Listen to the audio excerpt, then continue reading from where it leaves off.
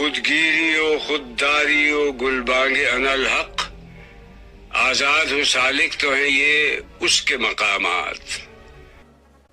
دوسرا شعر، خودگیری سے ان کی مراد یہ ہے کہ سچا مسلمان وہ ہے جو کسی کے سامنے دست سوال دراز نہ کرے، اپنی حفاظت خود کرے، خود گرفتان بمانی خود را نگاہ داشتن، اپنی حفاظت کے لیے دوسرے کا محتاج نہ ہو، یعنی اپنی زندگی اپنی قوت بازو کی بدولت بسر کرے۔ یعنی خودگیری سے مراد ہے اعتماد عالی النفس، کسی کا دست نگر نہ ہونا۔ خودداری سے مراد ہے اپنی خودی کی عزت کرنا، اور اگر کوئی توہین کرے تو اس کا تدارک کرنا اور کوئی ایسی بات نہ کرنا جس سے خودی ذلیل ہو جائے۔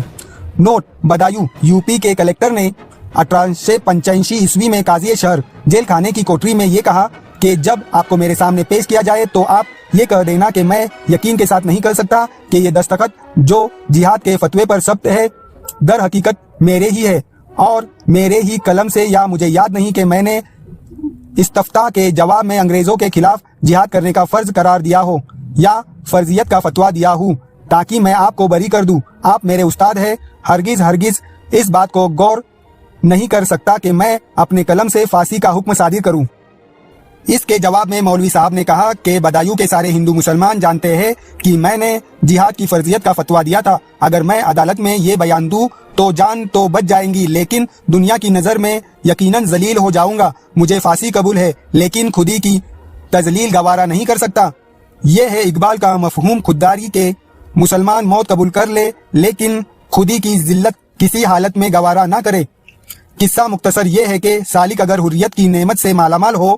تو پھر اس کی روحانی ترقی کی منزل یہ ہوتی ہے کہ وہ خودگیر ہوتا ہے، خوددار ہوتا ہے اور انجام کار انالحق کا نعرہ بلند کرتا ہے، جس کا مطلب یہ ہے کہ اللہ کے سوا اس کائنات میں دوسری ہستی موجود نہیں ہے، صرف ذات واحد ہی موجود ہے اور میں اسی ذات واحد کی صفت خالقیت کا کرشمہ ہوں۔ بذات خود محض لاش ہوں لیکن مظہر ذات حق ہوں، اس لیے حق ہوں۔ انالحق وہ مقام ہے جب سالک اپنی ذات کو ذات حق میں بالکل فنا کر دیتا ہے اور اس وقت یہ حقیقت اس پر منکشف ہو جاتی ہے کہ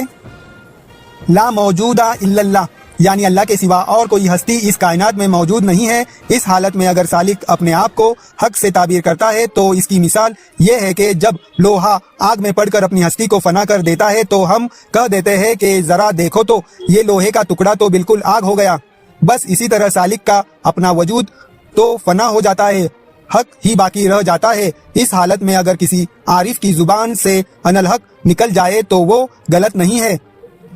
حسین منصور حلاج